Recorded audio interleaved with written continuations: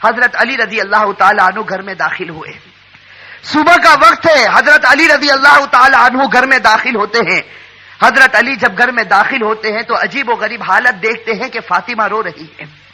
اب صبح کا وقت ہے, فاطمہ رو رہی, آنکھوں سے آنسو جاری ہے, اور حضرت علی دیکھتے ہیں کہ فاطمہ چکی پیسنے کے لیے تیار ہے, اور قریب میں پانی گرم ہو رہا ہے, اور قریب میں کپڑے رکھے ہیں جس کو دھونا ہے. اب حضرت علی حیران ہو جاتے ہیں کہ میں تو روزانہ صبح گھر میں آتا ہوں, لیکن کبھی میں نے یہ تو نہیں دیکھا کہ میری بیوی فاطمہ رو رہی ہو اور پانی گرم ہو رہا ہو, کہیں کپڑے دھلنے کی تیاری ہو رہی ہو, کہیں چکی پیسنے کی تیاری ہو رہی ہو. بس حضرت علی رضی اللہ تعالیٰ عنہ گھبرا جاتے اور اپنی بیوی فاطمہ سے پوچھتے ہیں کہ آخر یہ کیا معاملہ ہے, یہ صبح صبح فجر کے وقت کیا عالم ہے کہ تم رو رہی ہو اور یہ ساری چیزیں تیار ہو رہی ہیں. روایت کے اندر ہے حضرت فاطمہ کوئی جواب نہیں دیتی. حضرت علی جیسے جیسے سوال کرتے فاطمہ کا رونا اور زیادہ ہو جاتا. حضرت علی بہت سوال کرتے اور فاطمہ دھاڑے مار کر روتی ہے. آخر میں حضرت علی کہتے ہیں کہ تجھے خدا کا واسطہ ہے, مجھے بتا دے تو کیوں رو رہی ہے, اور صبح میں یہ کیا حال ہے کہ پانی گرم ہوتا ہے, کہیں کپڑے دھلے جا رہے ہیں, کہیں کچھ تیاری ہو رہی, آخر کیا معاملہ ہے. بس حضرت فاطمہ رونے لگتی اور رو کر کہتی ہے کہ میں آپ سے کیا بتاؤں, رات کو میں نے خواب دیکھا.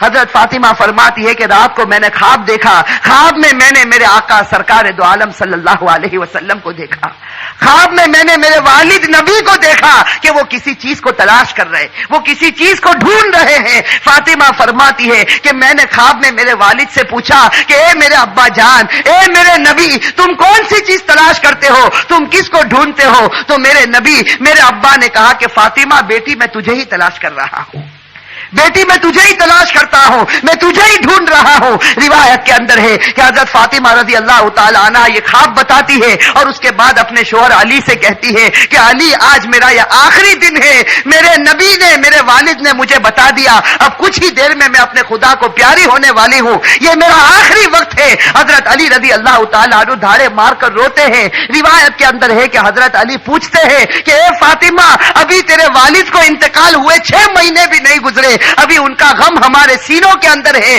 تیرا انتقال ہو جائے گا, ہم غم کو کیسے برداشت کریں گے؟ فاطمہ جواب دیتی ہے کہ علی اپنے شوہر سے کہتی ہے کہ جس طرح میرے ابا کی وفات پر تم نے صبر کیا تھا, میری وفات پر بھی تم صبر کر لینا.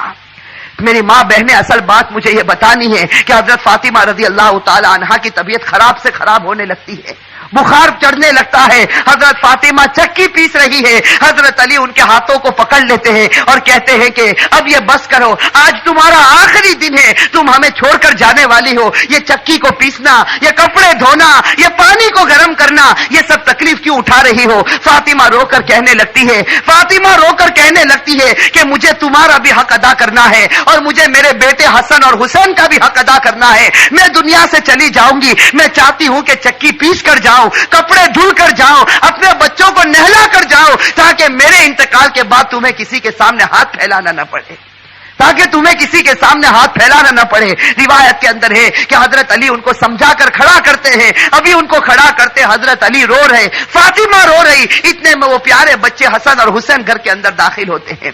میرے بھائیو, سوچو اس ماں کے دل کے اوپر کیا گزرتی ہوگی جو اپنے بچوں کو, حسن اور حسین کو آخری مرتبہ دیکھتی ہے. حضرت فاطمہ دونوں بچوں کو اپنے سینے سے لگا لیتی ہے, حضرت علی رو رہے, فاطمہ روتی. ان کا رونا دیکھ کر وہ 2 معصوم بچوں کو رونا آ جاتا. وہ 2 معصوم بچے جب روتے ہیں اور اپنی ماں سے پوچھتے ہیں کہ ماں تو کیوں روتی ہے, اپنے باپ سے پوچھتے ہیں کہ ابا جان تم کیوں روتے ہو, علی کوئی جواب نہیں دیتے, فاطمہ کوئی جواب نہیں دیتی. فاطمہ صرف بچوں سے اشارہ کرتی ہے کہ تم میرے والد کی قبر کے اوپر چلے جاؤ, تم میرے نبی کی قبر پر چلے جاؤ. تاریخ میں یہ بات لکھی ہے کہ حسن اور حسین دونوں معصوم بچے ہیں, دونوں لاڈلے بچے ہیں, نبی کی قبر کے اوپر جاتے ہیں. ابھی قبر کے اوپر کھڑے ہوتے ہیں کہ اندر سے آواز آتی ہے, حضرت محمد رسول اللہ صلی اللہ علیہ وسلم کی آواز آتی ہے کہ اے میرے نواسے, تم اپنی ماں کے پاس چلے جاؤ, میرے پاس تو تم بعد میں بھی آ سکتے ہو, لیکن آج آخری دن ہے, اس دن کے بعد تمہیں اپنی ماں کا چہرہ نظر نہیں آئے گا.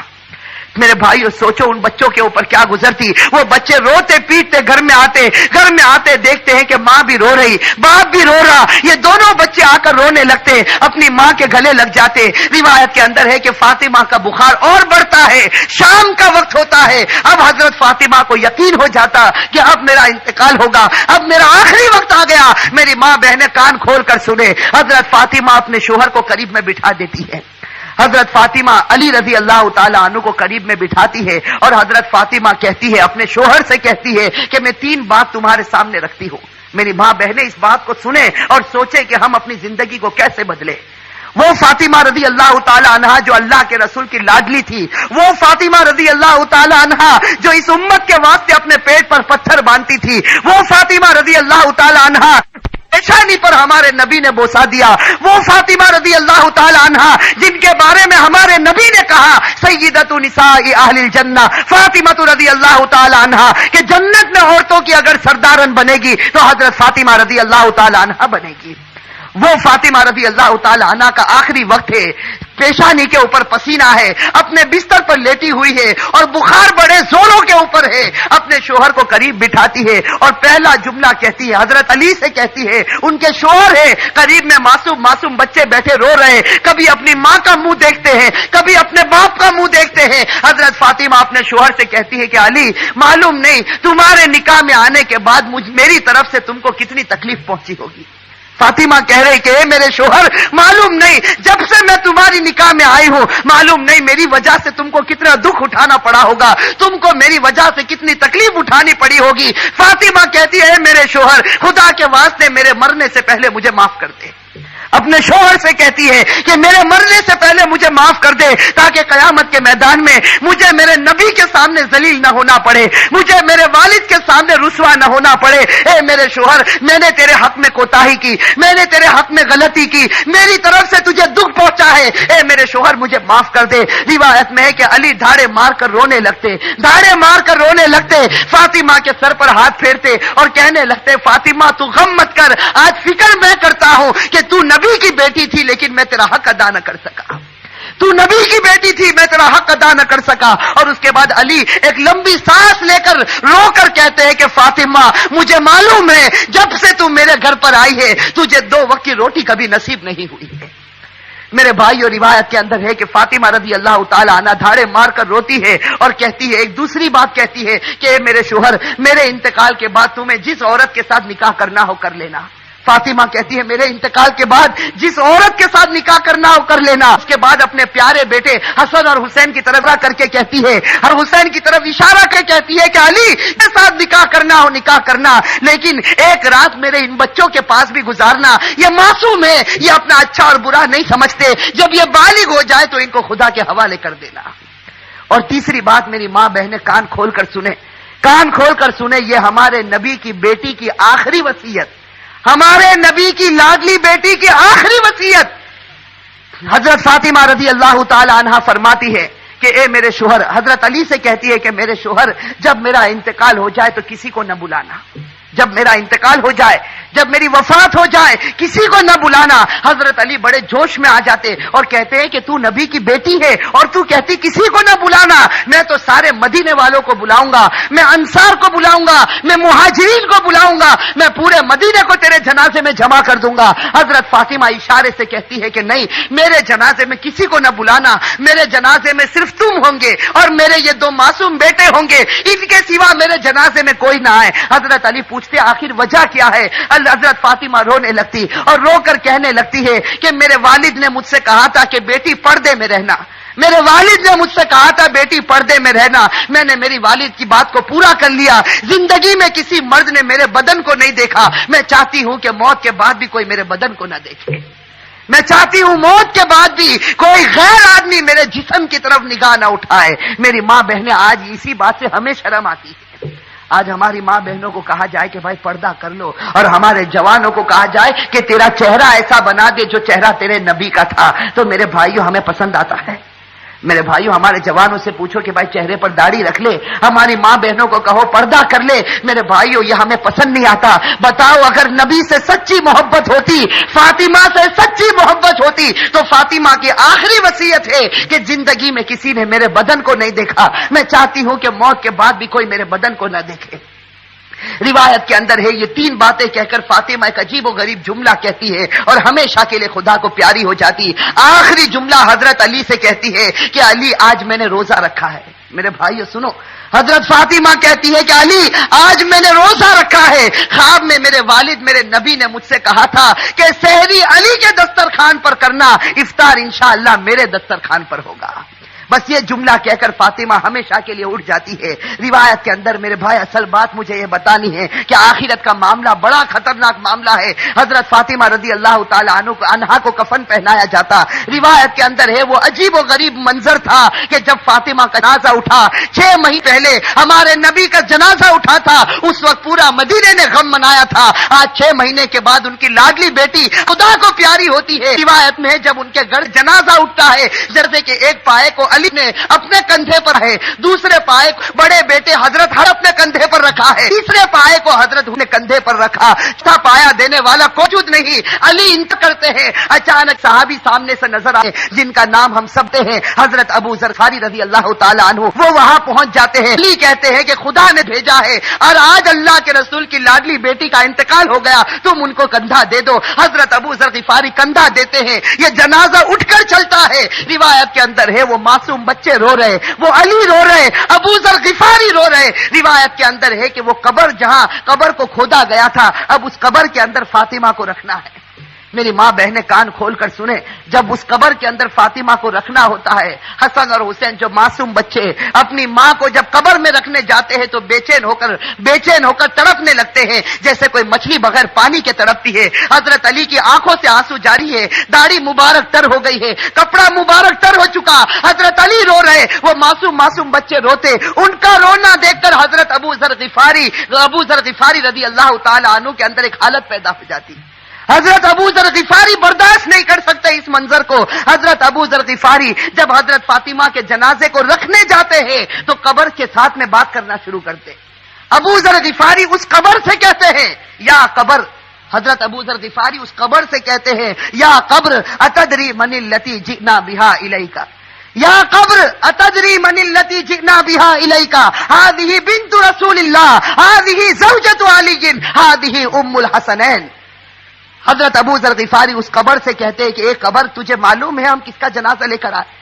اس لیے کہ حضرت ابو ذر غفاری سے برداشت نہیں ہوتا، وہ معصوم بچے روتے ہیں، وہ علی جیسا بہادر آج اپنی آنکھوں سے آنسو بہاتا ہے، تو حضرت ابو ذر غفاری اس قبر سے کہتے ہیں، یا قبر، اے قبر تجھے معلوم ہے ہم کس کا جنازہ تیرے اندر رکھتے ہیں؟ یہ اس کا جنازہ ہے جس کو اللہ کے رسول کی بیٹی کہا جاتا، یہ اس کا جنازہ ہے جس کو علی کی بیوی کہا جاتا، یہ اس کا جنازہ ہے جس کو حسن اور حسین کی ماں کہا جاتا۔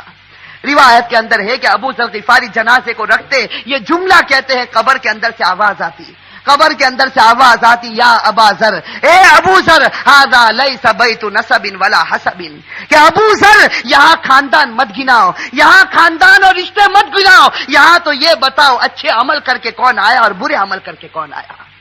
میرے بھائیو، یہ جو جملہ قبر کے اندر سے نکلا تھا یہ فاطمہ کے لیے نہیں نکلا تھا، یہ فاطمہ کے لیے نہیں نکلا تھا۔ حضرت فاطمہ بخشائی خدا کی بندی ہے، ہمارے نبی نے بشارت دی ہے کہ وہ جنتی ہے، لیکن یہ جملہ ہمارے لیے، ہماری ماں بہنوں کے لیے نکلا تھا کہ جب قبر کے سامنے تمہارا جنازہ آ گیا، اب یہ مت بتاؤ تمہارے پاس بنگلہ تھا یا گاڑی تھی، تم کون سے خاندان سے تعلق رکھتے تھے، تم کس زمین پر رہتے تھے، اب خدا کو کوئی پرواہ نہیں، اب تو یہ بتاؤ خدا کے رسول کو مان کر آئے ہو یا نافرمانی کر کے آئے ہو؟ اگر مان کر آئے ہو تو جنت کا باغ ہے، اور میرے بھائیوں نافرمانی کر کے آئے ہو تو اللہ حفاظت فرمائے، وہ جہنم کے گڑھوں میں سے ایک گڑھا ہے۔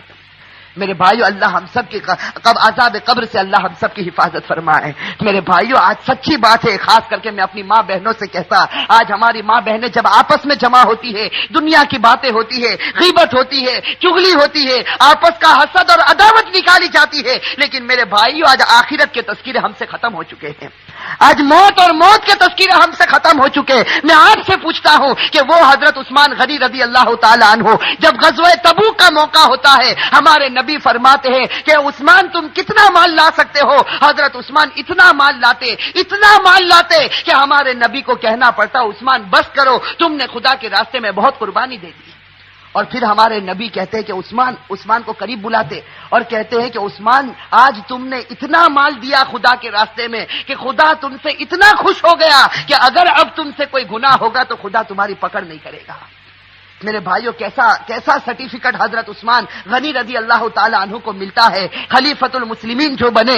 حضرت عثمان غنی رضی اللہ تعالی عنہ کو اللہ کے رسول کی طرف سے سرٹیفکیٹ ملا، عثمان اگر تیرے سے کوئی گناہ ہو جائے گا خدا تیری پکڑ کرے گا، تو نے اسلام واسطے بڑی بڑی قربانیاں دی۔ لیکن میرے بھائیوں ذرا حضرت عثمان کی تاریخ کو اٹھا کر دیکھیں، یہی حضرت عثمان جب مسلمانوں کے خلیفہ بنتے ہیں، روایت کے اندر ہے حضرت سعید ابن عامر رضی اللہ تعالی عنہ فرماتے ہیں کہ رات کا وقت ہوتا ہے، یہ امیر المؤمنین عثمان غنی رضی اللہ تعالی عنہ قبرستان چلے جاتے ہیں، رات کا وقت ہے، سناٹا ہے، حضرت عثمان غنی رضی اللہ تعالی عنہ قبرستان چلے جاتے اور روایت میں ہے کہ قبر کے پاس جا کر اتنا روتے تھے قبرستان میں جا کر حتی تبل لحیتہ، یہاں تک کہ ان کی داڑھی مبارک تر ہو جاتی تھی۔ اور لوگ پوچھتے تھے، لوگ آ کر عثمان سے پوچھتے تھے تذکر الجنت والنار فلا تبکی وتبکی من ھذا، کہ عثمان تم جنت کا تذکرہ کرتے ہو، تم جہنم کا تذکرہ کرتے ہو، لیکن اتنا نہیں روتے، کیا بات ہے کہ تم قبرستان میں جاتے ہو تو اتنا روتے ہو؟ اس وقت عثمان غنی رو کر جواب دیتے تھے کہ میں نے میرے نبی کو یہ کہتے ہو سنا، ان القبر لمنزل من منازل الاخرہ فان نجا منه فما بعده اثر من وان لم ينج من فما بعده اشد من۔ حضرت عثمان کہتے تھے کہ میں نے میرے نبی کو یہ کہتے ہوئے سنا ہے قبر آخرت کی منزلوں میں سب سے پہلی منزل ہے۔ میری ماں بہنیں، میرے بھائیوں، اس کو سوچو، قبر کی منزل آخرت کی منزلوں میں سب سے پہلی منزل ہے۔ عثمان غنی نے نبی کا فرمان سنا دیا، جو اس منزل میں کامیاب ہو گیا وہ سب منزلوں میں کامیاب ہو گیا، اور اللہ نہ کرے میرے بھائیوں، اللہ نہ کرے جو اس منزل میں پکڑا گیا وہ سب منزلوں میں پکڑاتا جائے گا۔ میرے بھائیو، اللہ ہم سب کی حفاظت فرمائے۔ میرے بھائیو سوچو، ایک دن ہمیں بھی مرنا ہے، ہمیں خدا کے پاس جانا ہے۔ میں میرے جوانوں سے کہتا ہوں کہ ایک ارادہ کرو، دیکھو ایک پکا سچا ارادہ کرو کہ اللہ ہم سب کو گناہوں سے بچا دے۔